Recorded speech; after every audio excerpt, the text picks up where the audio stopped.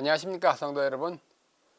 에스라의 나무강단 성경의 어휘 연구를 계속하겠습니다. 성경에 나타나는 여러 중요한 어휘들을 연구하겠는데요. 오늘 또 매우 또 중요한 단어 몇 개를 함께 공부하겠습니다. 오늘은 68번째 강의로서 이교, 이단, 이설 이러한 단어를 함께 공부하겠습니다. 이것이 다 성경에 나오지는 않습니다. 그러나 한 단어가 나오는데 그것과 연관되었기 때문에 함께 공부하는 것입니다. 이교, 이단, 이설. 이 세 단어는 약간의 공통점이 있기는 하지만 서로 다른 의미, 함의를 가지고 있습니다. 개역 한글판과 개역 개정판에는 이단이라는 단어만 5회 나타나고 다른 두 단어 이교와 이설은 한 번도 사용되지 않았습니다. 이단만 나와요. 그러나 다른 두 개가 연관되어 있기 때문에 함께 생각하는 것입니다.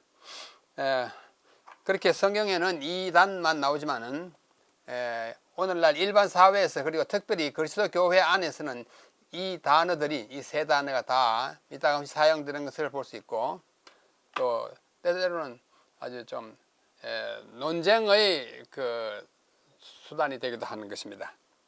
그렇다면 이 단어들은 서로 어떻게 다르며 또 무슨 각각의 의미를 가지고 있는지를 살펴보겠는데 먼저 국어사전에서 먼저 찾아보겠습니다. 국어사전. 국어사전을 제가 가끔 찾는 것은 그게 보편적인 의미가 다 들어있기 때문입니다. 우리에게 도움이 좀 돼요. 국어사전에 보면 이교를 찾아보면 자기가 믿는 종교 이외의 종교를 이교라 그럽니다. 또 특별히 기독교에서는 기독교 이외의 종교를 이르는 말로 이교라 이렇게称한다고 국어사전이 말합니다. 그 다음에 이단은 뭐냐? 정통학파나 종파에 벗어나는 솔 또는 파벌을 주장하는 일을 이단이라 합니다. 정통에서 벗어난 것, 이단. 또 기독교에서는 정통적 교의 또는 교파 이외의 교의나 교파를 말합니다. 교의는 교리라는 말과 거의 같은 말입니다. 그래서 정통적인 교리에서 벗어난 걸 이단이라 이렇게 말한다고 하는 것입니다. 그러면 정통이 뭔지를 먼저 또 살펴봐야 하지 않겠습니까? 그 다음에 마지막으로 이설은 이미 나와 있는 설과 다른 설, 이미 나와 있는데 다르게 좀 의미가 다른 것, 또 통설이나 종설과는 다른 설, 이론 이런 것들을 이설이라고 한다고 국어사전이 말해주고 있습니다. 자, 먼저 이교라는 단어를 보면요, 이교는 아까 말하기를 기독교에서 기독교 이외의 종교를 이르는 말이라 이렇게 국어사전에 되어 있는데 이교를 한자로 쓰면 이렇습니다. 이교, 다를 이자예요. 다르다, 그죠? 이상하다 할 때 이. 교는 가르치다는 뜻입니다. 가르칠 교. 여기서는 다른 가르침, 다시 말해서 다른 종교를 가르치는, 종교를 나타내는 교예요. 다른 종교, 내가 믿는 종교와 다른 종교를 가르치는 말이라고 이야기하고 있습니다. 그렇다면 성경의 구약시대에는 이교가 뭘까? 구약시대의 이교는 유대인들이 믿는 하나님, 성경의 하나님 이외의 신을 믿는 애굽의 우상을 섬기는 것이라든지 바빌론의 그 잡다한 종교라든지 이런 것들은 다 구약시대의 이교에 해당합니다. 그러면 신약시대에 내려오면 뭘까? 그리스도교 이외에 헬라의 신화를 숭상한다든지 가나안의 그 토속 종교, 아주 잡다한 종교가 많아요. 그런 것들을 신약시대에는 이교였다고 말할 수 있습니다. 자, 먼저 이교라는 말을 이렇게 살펴보고 이단이라는 말은 한국어 성경에 개역 한글판, 개역 개정판에 5번 나온다는 걸 아까 했습니다. 그 중에 4회에는 헬라어 명사 하이레시스 뜻이 뭐냐면 이단 당파란 뜻이에요. 하이레시스의 번역이 4번이고 4회는 그 중에 5번 중에 한 번은 이것과 관련된 형용사 하이레티코스 이단에 속한 선택하는, 내가 선택한, 원래 선택한다는 말에서 나옵니다. 선택하는 이라는 말의 번역에서 이 이단이라는 말이 들어갑니다. 그리고 이 두 단어는 동사 하이레티조라는 말은 선택한다, 취한다, 내가 종교를 선택한다, 취한다, 그런 의미예요. 영어의 choose의 의미를 근본적으로 갖고 있는 것이 하이레티조예요. 여기서 내가 취한 것, 그게 이단이에요. 내가 잘못 취한 거겠죠. 그래서 여기에서 동사에서 파생된 명사가 하이레시스이고 또 형용사가 하이레티코스입니다. 그러므로 이단이란 이 단어는 선택한 것, 자신이 내가 믿는 신앙으로 택한 교리라는 근본적인 의미를 가지고 있습니다. 내가 택한 거예요. 그 택한 것이 결과적으로 정통에서 벗어난 것을 가리키는 것이었죠.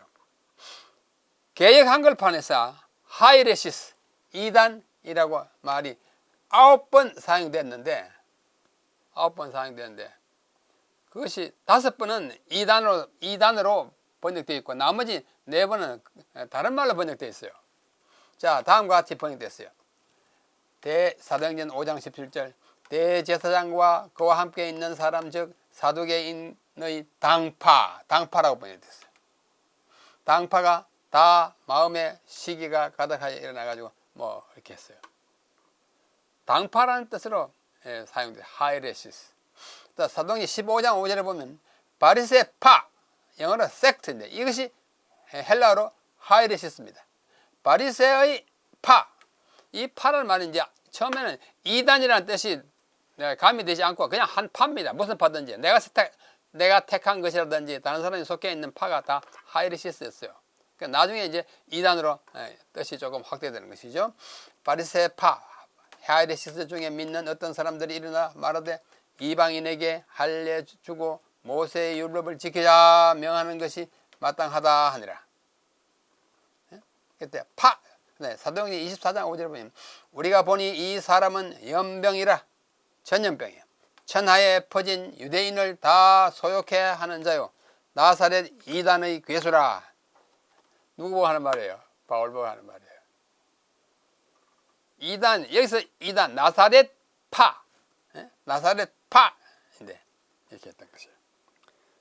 그래서 파 또는 당파 또는 이단 이렇게 번역이 서로 다르게 되는 것입니다. 또 사도행전 24장 14절에 보면 그러나 이것을 당신께 고백하리다 나는 저희가 이단이라 하는 도를 조차 조상의 하나님을 섬기고 율법과 및 선자들의 글에 기록된 대로 다 믿으니 사람들이 그 어떤 당파, 이단이라고 하는 것을 내가 믿어왔는데 사실은 내가 하나님을 바로 믿는 거다. 그런 의미가 안에 포함되어 있어요.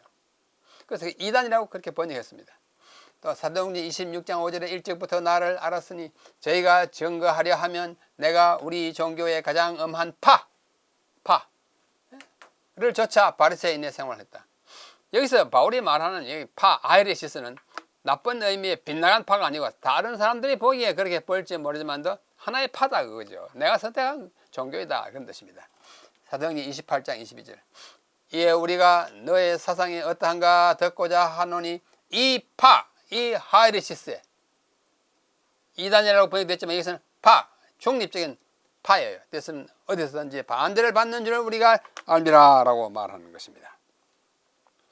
자, 또 계속해서 봅시다. 고린도전서 11장 19절에는 너희 중에 편당, 한쪽으로 치우친 당파, 편당이 있다 그랬어요. 하이레시스예요. 또 갈라디아 5장에 보면은 우상 숭배와 원수를 맺는 것과 분쟁과 분냄과 당짓는 것과 불리함과 이단과 당파와 이단이라고 번역됐습니다. 베드로 후세 2장 1절에 보면은 민간에 또한 거짓 선지자들이 일어났으니 이와 같이 너희 중에도 거짓 선생들이 있으리라. 저희는 멸망케 할 이단을, 당파를 가만히 끌어들여 자기를 사신 주를 부인한다. 이단이라고 번역되기도 하고 당파라고도 번역되기도 하고 그냥 파라고도 번역되는 이 단어가 하이레시스입니다. 디도스 3장 10절에 보면은 이것은 형용사예요. 하이레티코스, 이단에 속한 이라는 말 때문에 이단이 들어가요. 이단에 속한 사람을 한두 번 훈계한 후에 멀리하라. 이단은 형용사예요.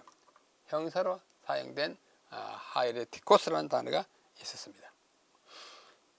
그래서 이상의 용례를 볼 때에 하이레시스라고 하는 이 이단 또는 뭐 당파 파당은 기존의 정통이나 전통과는 다른 학설이나 이론을 가리키는 말로 사용되기도 했고, 이미 있는 당파 또는 분파를 일컬을 때도 사용되어요. 바르스의 파, 이미 있는 파잖아요. 근데 바울이 믿는 새로운 파, 나사렛파, 이단을 했지만, 다른 사람이 이단이라 하지만 이단은 아니에요. 그죠? 사람들이 말하기를, 나사렛파, 나사렛 이단이다, 예수교.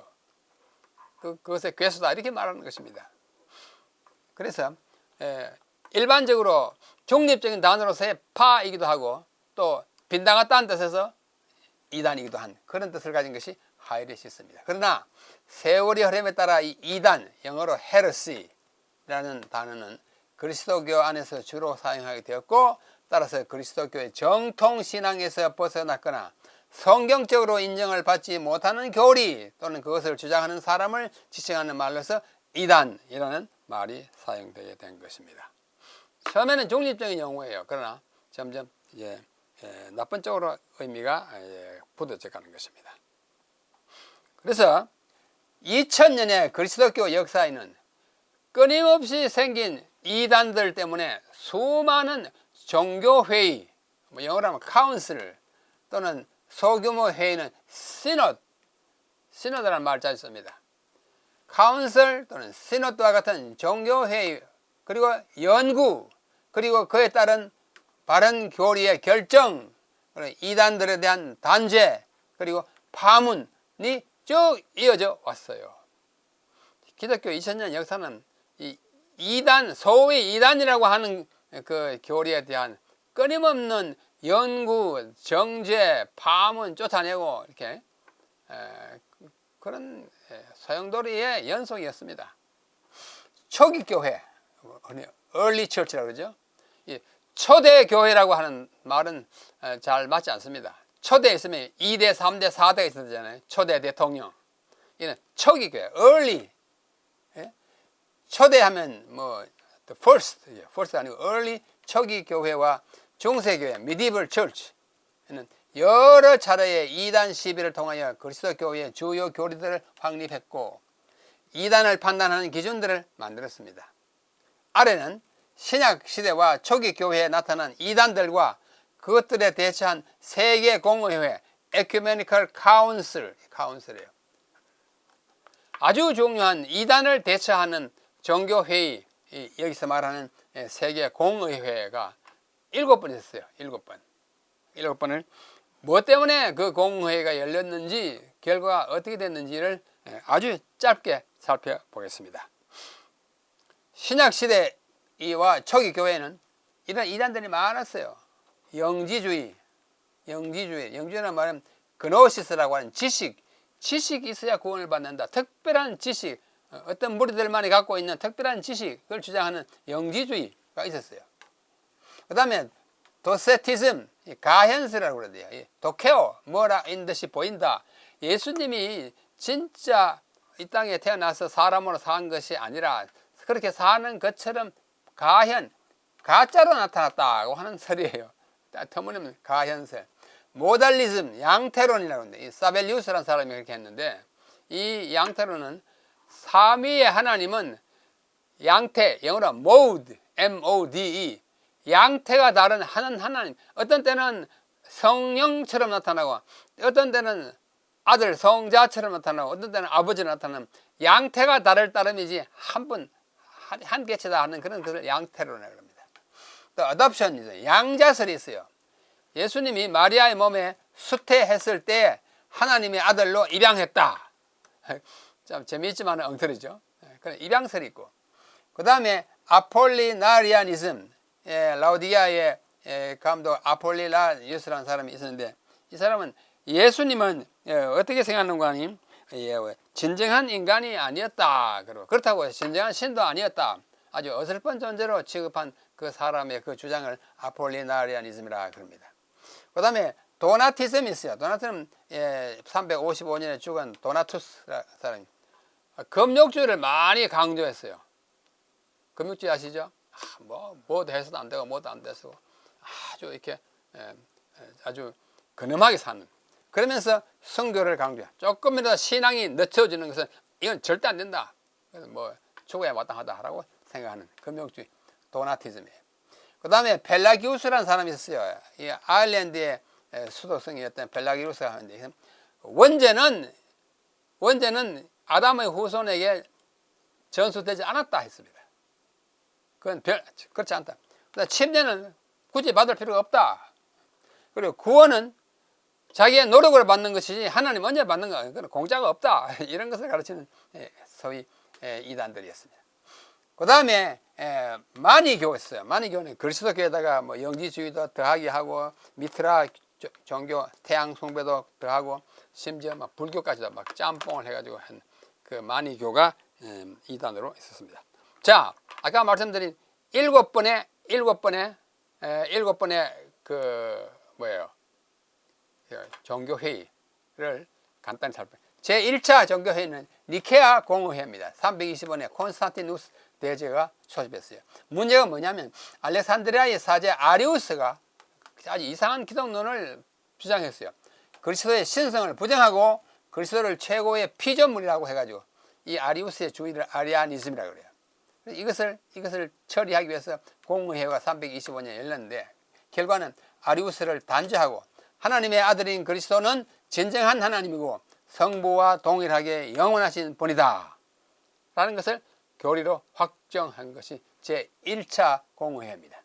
그래서 그리스도는 He was begotten, 출생했지만은 그가 만들어진 것은 아니다.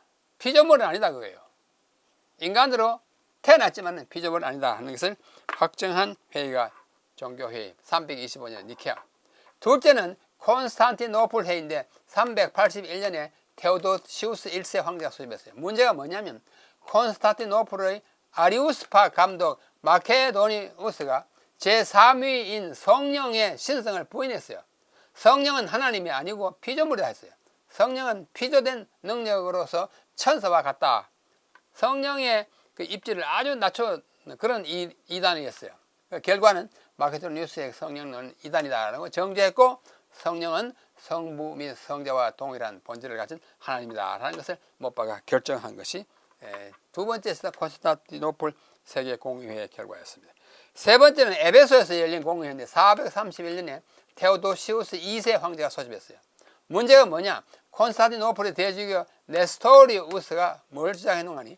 그리스도는 마리아에게서 인간으로 태어났고 그 후에 하나님이 그의 안에 거하셨다. 전에 모세처럼 모세 안에 하나님이 거했다. 하나 인간으로 오신 예수에게 하나님이 그 안에 거했다. 이렇게 말한 거예요. 그는 예수를 성육신 하나님이라 칭하지 않고 하나님 아니고 하나님 그 안에 거하실 따릅니다. 하나님이 낳으신 분이라 칭했으며 마리아를 테오토코스 하나님을 낳은 사람이라 칭하지 않고 그리스도토코스 그리스도를 낳은 분이라 칭했습니다. 결과적으로 이 회의 결과는 네스토르스를 단죄하고 예수 그리스도는 진정한 하나님이고 진정한 인간이다. 마리아는 테오토코스다. 하나님을 낳으신 분이다. 하나님이 마리아의 몸으로 통해서 났으니까 하나님을 낳은 분이다. 그렇게 강조하게 되었습니다. 네 번째는 칼케돈 공의회가 451년에 마르케온이라고 하는 황제가 소집했어요. 마르케온은 또 다른 인물이 복잡한 인물이 있습니다만 이건 그 마르케온 아닙니다. 문제가 뭐냐면 콘스탄티노플의 수도 원장 유티키우스가 예수의 인성을 부인하고 그의 신성을 지나치게 옹호한 나머지 그의 인성이 신성에게 완전히 흡수되어 버렸다고 주장했습니다. 따라서 그리스도는 하나님의 본성만을 가지고 있었고 인성은 없었다. 이른바 일성론을 모노피지티즘 하나의 본질 성질만 가지고 있었다. 일성론을 무슨 신성만 있었지 인성은 없었다 그래요. 신성을 완전히 없었다. 인성이 없었다고 하는 주장이 소위 일성론이에요. 그래서 이 회의의 결과는 뭐냐면 유티키우스를 단죄하고 예수는 완전한 하나님으로서 영원히 하나님께로서 나섰다. 예수는 동정녀에게서 나셨고 죄 이외의 모든 면에서 우리와 같으시다. 성육신을 통하여 신성과 인성이 한 분의 위격 안에서 연합되었다. 한쪽이 한쪽을 이기고 없어지고 그런 게 아니고 일성론이 아니다, 그죠? 양쪽 성이 다 있었다고 하는 거죠. 그 다음 다섯 번째는 콘스탄티노플에서 있었던 제2차예요. 콘스탄티노플에서 공개했는데 553년에 유스티니아누스 1세 황제가 소집했어요. 문제가 뭐냐? 네스토리우스파와 유티키우스파 사이에 투쟁이 갈등이 있었어요. 앞에 우리 봤죠. 그래서 시리아 교회의 안디옥파의 3인이 있었는데 3인이 몹스 에스티아의 테오도레와 키프로스의 테오도레트와 에디사의 이바스입니다. 이 세 사람이 하나의 장을 마련해가지고 세 장이 서로 싸웠어요. 갈등, 투쟁이 있었어요. 그래서 이 사람들에 대하여 다 이 콘스탄티노플 제2차 회의가 의논한 끝에 1번 몹스티아의 테오도로에 대해서는 그 사람과 그를 다 단죄, 이것은 이단이다 했어요. 그 사람 사상과 이거 다 이단이다. 2번과 3번 키프로스의 테오도레트와 에데사 이바스에서는 글만 단죄하고 나머지 다른 사상은 좋다 해가지고 1번보다는 좀 경한 벌을 냈습니다. 그래서 결과는 두 파의 이단설에 대한 책망을 반복하게 되었습니다. 앞에 그 책망 앞에 했던 것을 다시 한번 반복한 거예요. 이단이라는 것을 재확인한 것입니다. 자, 여섯 번째, 콘스탄티노플에서 있었던 제3차 회의가 있었는데 680년에 콘스탄티누스 4세 황제에 의해서 소집했습니다. 문제가 뭐냐면 제2차 앞에 콘스탄티노플 공의회 후 일성론, 아까 했었죠. 모노피지티즘, 인성은 없었고 신성만 있었다. 이게 일성론입니다. 일성론 지지자들이 계속해서 무리를 일으켰어요. 이를 반대하는 사람들이 일의론, 모노셀리티즘, 셀리가 뭐냐면 셀레이마 의지예요. 헬라어로 셀레이마 의지예요.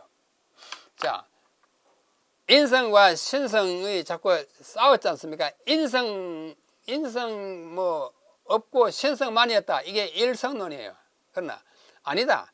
두 인성과 신성이 있었는데 의지가 셀레마가 하나이다. 그게 뭐냐? 신적 의지가 인적 의지를 지배하고 있었다. 이것이 일의론입니다. 그래서 두 본성, 신성과 인성이 있었음을 인정했지만 의지는 신적 의지 하나밖에 없었다. 이 둘을 화해시키기 위하여 헬라 황제 헤라클리누스가 정통파들은 일의론을 양보하라고, 앞에 일의론을 양보하고 또 왕의 권력으로 일의론을 인정하라고 뭐 이렇게 회유했습니다. 그래가지고 되겠습니까? 아무리 황제지만은. 그래서 교회의 교리를 옹호하고 방어하는 사람들 중에는 예루살렘의 총대주교 성 소프로니우스와 콘스탄티노플의 수도사 성 막시무스가 있었는데 막시무스는 그의 신앙을 지키다가 혀와 손이 잘리는 고난을 당하게 됐어요. 참 이단 정죄하고 쫓아내고 이런 거 아주 무서운 일이었어요. 그런 일들이 자행되고 있습니다. 하여튼 그래요. 그래서 그 결과는 뭐냐? 일의론, 인성과 신성을 인정하되 의지는 신성만 했다 하는 이 일의론을 단죄했어요. 그렇죠? 의지도 인적인 의지가 있는 것입니다. 예수 안에는 두 본성이 있었고 두 의지가 있었으며 인성과 신성이 있었고 신적 의지와 인적 의지가 다 있었다 했으며 인간적 의지는 신적 의지에게 거역하지 않고 복종하고 서로 이렇게 화합해가지고 해서 그렇지 하나만 있었던 것이 아니다 하는 것이 이 회의의 결과입니다. 일의론을 지지하던 당대의 교황 호노리우스는 파문을 당했습니다. 참 무섭죠? 중세에 그렇습니다. 자, 마지막 니케아 회의에서 제2차 공의회인데 787년에 이레네라고 하는 사망한 레오 4세 황제의 부인인 이레네가 소집했어요. 문제는 성상 파괴, 아이코노클리즘. 천주교의 중세에 성상 많지 않습니까? 뭐 성인들의 뭐요, 마리아의 뭐 성상 막 이렇게 교회 이게 벽에다 세우고 막 해오는 이 성상을 많이 만들었어요. 그게 그들의 신앙의 표현의 일부였습니다. 헬라 황제 레오 3세, 레오 3세 치하에서 이슬람 교인들을 그리스도교로 개종시키기 위하여 성상 숭배를 없애려는 운동이 일어났어요. 왜냐하면 이슬람 교인이 들어가서 보고 뭐 이거 많이 있으니까 이제 좀 거부한 반응이 있기 때문에 이슬람 교인들을 받아들이기 위해서 성상 딱 파괴하자, 없애자, 이런 운동이 일어났습니다. 그러나 대다수의 가톨릭 교인들 그 아주 싫어하잖아요. 운동에는 그의 아들과 그의 손자, 그의 손자인 레오 3세의 아들과 또 손자 치하에서도 이런 운동이 계속 일어났어요. 이것을 정당시키려고 하는 것이 바로 문제였고, 결과는 60년 동안이나 이 3세, 4세, 5세 60년 동안이나 계속되어 온 성상 파괴 운동을 단죄하고 성상 파괴 이단에 대한 승리를 선언했어요. 성상 파괴 안 된다. 이슬람 교인들을 맞이하기 위해서 뭐 방편을 하지만 안 된다. 이렇게 해서 천지교식 그런 결론을 내렸습니다. 이것이 초기 교회와 중세에 있었던 그 많은 이단들에 대한 교회의 대처 방법이었습니다. 역사가 지나고 나서 보면 그 종교회의 자체도 참 문제가 많이 있었다고 볼 수 있습니다. 자, 이제는 우리가 현대교회의 이단 판단 기준을 보십시다. 우리가 지금 현대에 살고 있지 않습니까? 현대교회는 교단마다 서로 다른 이단 판단 기준을 가지고 있습니다. 크게는 구교, 가톨릭 교회와 신교, 개신교회가 전혀 다른 기준을 가지고 있고, 개신교회 안에서도 각 교단 또는 교파의 기준이 다릅니다. 그런 중에서도 가장 일반적이고 공통적인 기준으로 제시되는 항목들은 다음과 같습니다. 판단 기준이에요. 창조론, 하나님이 창조했다, 그거 부인하면 그건 이단이에요. 그죠? 삼위일체, 정통 우리 그리스도교의 교리의 기둥으로 지금 인정받고 있어요. 예수님의 성육신과 완전한 하나님과 완전한 인간, 이거 부인하면 이단으로 몰립니다. 믿음으로 얻는 구원, 이게 정통이에요. 성경 66권의 영감, 십자가의 희생의 충분함, 그거 믿어야 합니다.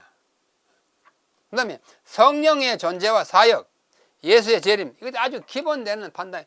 예수 재림을 완전히 부인하거나 이러면 그리스도교가 아니에요. 예수님이 내가 다시 오겠다고 그렇게 많이 강조했기 때문입니다.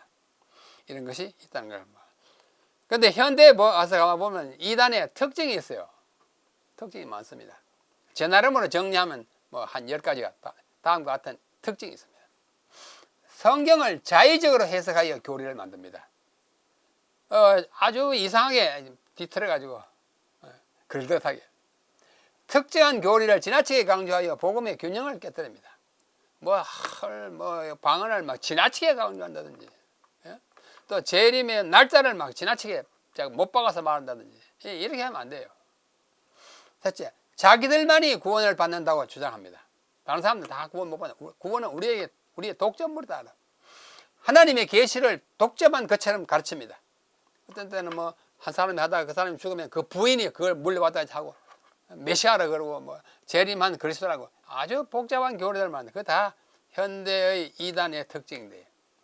그 다음에 교주나 지도자를 하나님 또는 재림한 예수로 받듬, 이런 교단이 꽤 있습니다. 한국에도 많이 있습니다. 자기들의 신앙에 반대하는 가족과 헤어지기를 요구합니다. 참 비근한 예를 들면 무슨 신천지 같으면 거기에 동조하지 않는 가족이 있으면 떠나게 합니다. 참 이상한 교회가 되는 것입니다. 각자의 가정을 떠나 그들만의 공동생활을 실시하는 경우가 허다합니다. 그 다음에 시한부 종말론을 주장합니다. 1992년에 있었던 이장님 목사 10월 28일에 온다고, 예수님 오신다고 했지만 이제 엉터리됐어요. 못 박으면 안 돼요. 때와 시기에 계서는 너희가 알 바가 아니라고 그랬지 않습니까? 사도행전 1장 8절에 성적인 문란을 조장합니다. 교주와 신도들 사이에 이상한 일들. 마지막으로 구원의 증거로서 표적과 방언을 강조합니다. 방언 못하면 구원 못 받는 것처럼 그렇게 생각하는 사람들이 있는 것입니다. 그러면 이단이란 무엇인가? 한 신학자는 다음과 같이 말했습니다. Heresy, 이단은 is the truth, 진리이다. 무슨 진리? Out of balance, 균형을 벗어난 진리다. 이단이란 균형을 잃은 진리다. 진리는 진리인 것처럼 보이는데 균형이 이렇게 저울렀다면 이렇게 평평해야 되는데 하나를 막 지나치게 강조한 나머지 재림을 막 지나치게 강조해. 딴 걸 막 과정도 다 무시하고. 그죠? 성경은 하나의 진리만 강조하도록 된 그런 교리를 갖고 있지 않습니다. 우리가 안식을 지키는 이제 사람들, 안식일만 강조하면 그것도 참 문제가 있습니다. 다른 건 다 소홀히 하면 안 돼요. 아무리 옳은 진리를 할지라도 그것만을 강조하거나 그것이 성경 진리에 모두 있냐 가르치면 이단이 되는 것입니다. 하나의 진리는 다른 진리와 균형과 조화를 이루어야 합니다. 균형을 이룬 진리, 그것이 이단이 되는 것입니다. 자, 끝으로 이설. 우리가 앞에 이교와 이단을 봤는데 이단을 너무 오래 봤죠. 이설은 이미 나와 있는 설과 다른 설이고 통설이나 정설과 반대되는 이론이다. 이단이라고 일컬을 만큼 전통 또는 정통 교리에서 크게 벗어나지는 않지만 교회 안의 분열과 혼란을 일으킬 만큼 새로이 강조되는 색다른 이론을 이설이라 합니다. 이걸 뭐 딱 이렇게 완전히 엉터리다라고 규정하기에는 조금 무리가 있는 그 색다른 가르침, 이설이에요. 그걸 이설이라고 합니다. 예를 들면 예수님이 성육신 하셨을 때 취하신 인성은 아담이 타락하기 전의 인성인가, 타락한 후의 인성인가? 타락하기 전의 인성을 프리랍사리안 니즘이라고 합니다. 후에는 포스트 랍사리안 휴머니티 인성인가? 우리가 확정적으로 만인에게 공감을 얻을 이론을 내세우기에는 성경의 가르침이 충분하지 않아요.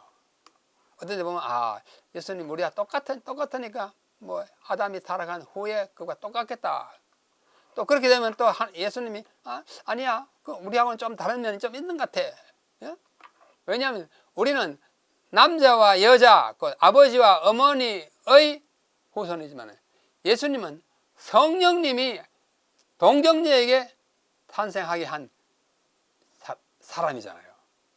우리가 뭐 다른 면이 없다고 할 수 없습니다. 본질 자체가 좀 신적 본질을 갖고 있어요. 그러면 인성에 있어서는 우리가 똑같으냐? 똑같다고도 했습니다. 왜? 우리가 똑같이 우리가 체휼하지만 그러니까 죄는 없다는 말. 우리도 그와 똑같은 본질을 가졌다. 그 점에 있어서 누구가 누구의 의논을 완전히 격파하기에는 어렵습니다. 그걸 가지고 싸워가지고 너하고 같은 교회에 못 있겠다 이러면 안 돼요. 그건 이설인데 이설은 이단하고 달라요. 그러냐? 우리 서로 경청하고 서로 연구해보자. 그렇죠? 뭐 이 세상에 살 동안에 그것이 다 해결되지 않더라도 예수님 오시면 해결될 때까지 기다리면서 살고, 사소한 작은 자기에게는 뭐 목숨을 내놓을 만큼 중요할지 모르지만은 크게 보면은 아주 작은 부분입니다. 그것 때문에 교회 연합을 깨는 것은 좀 어려운 일이에요. 그래서 이 설은 뭐 파문하거나 뭐 출교 처분을 못할지라도 서로 다른 견해를 가졌을 때 그것을 우리가 이설이라고 말할 수 있습니다. 이설이 바로 이단이 되는 것은 아닙니다. 한때의 이설은 많은 연구와 논의를 거쳐서 정설이 될 수도 있고 끝까지 이설로만 남을 수도 있으며 때로는 교회의 동의를 얻지 못하여 오류 또는 이단으로 낙착될 수도 있어요. 그래, 그 과정에 있을 때 우리는 좀 참아주는 것입니다. 오늘날 교회가 가지고 있는 많은 정통 교리들이 한때는 먼저 깨달은 사람들의 이설이었음을 기억하고 함부로 판단하거나 서둘러 이단으로 낙인을 찍는 일은 하지 말아야 할 것입니다. 좀 참아주고 서로가 이해가 다른 것을 서로 용납하는 일이 참 중요해요. 완전히 동의하지는 않지만 어떻게 해요? 불화하지 말게. 그게 우리 그리스도인의 미덕이라고 생각합니다. 오늘 우리는 아주 중요한 단어 이교, 이단, 이설이라는 단어를 가지고 함께 공부를 했는데 아주 개운하지는 않죠? 그래서 우리는 계속 연구하는 것입니다. 우리가 정말로 용납할 수 없는 것은 이단으로 딱 못을 박아야겠죠. 그러나 우리의 이해의 부족으로 오는 여러 가지 일들은 저 사람은 저렇게 생각하는구나. 우리가 서로 열심히 연구하자. 이렇게 생각하지 않으면 당신들 다 엉터리야, 가짜야 그러지는 말자고요. 서로 참아주고. 그래서 이교, 다른 종교, 이단. 이건 뭐 그리스도교는 그리스도교인데 아주 성경이 용납할 수 없는 것을 가르치는 것은 이단.